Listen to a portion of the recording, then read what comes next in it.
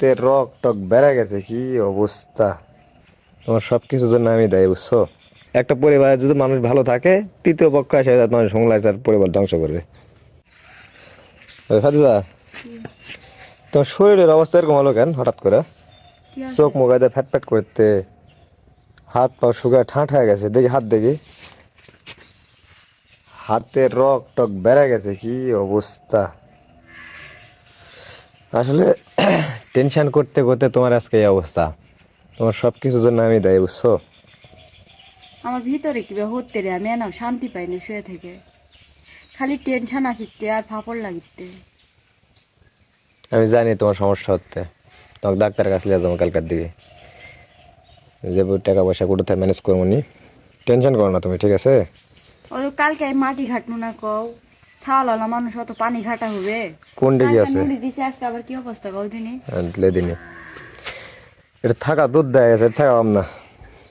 যেমনি হোক ওই যাই লাগবে। এই জায়গার টাকা অর্ধেক দেওয়া আছে, ওইটা না গেলে হবে না। শুনি তো মানুষে বলে দিবে না, আরো বেশি টাকা নিবে।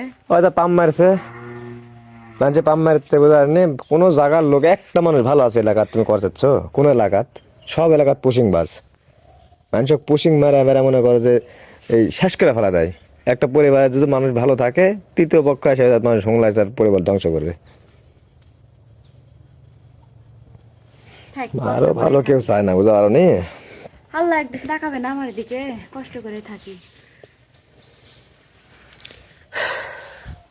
আফসোস হয় একবার করে।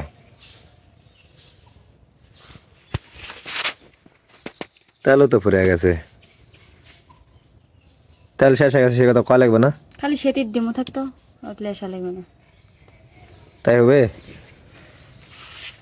ওগুলো পেরালিও না যান, দেখনি নিয়ে আসে ওখানে নিয়ে দিমো। শাল দিয়া নাই কো, শাল পট লাগবে, কিসের পট? পায়খানার পট লাগবে শালে। পায়খানা পট মানে? আগে বাড়ির সব থুয়ে আসেন নি, এখন তো নাই কো। ওই সাল পায়খানা করে ওটা? ওই পায়খানা করতে না কো, পট না থেকে। দেখি, লাশ মানে কালকে।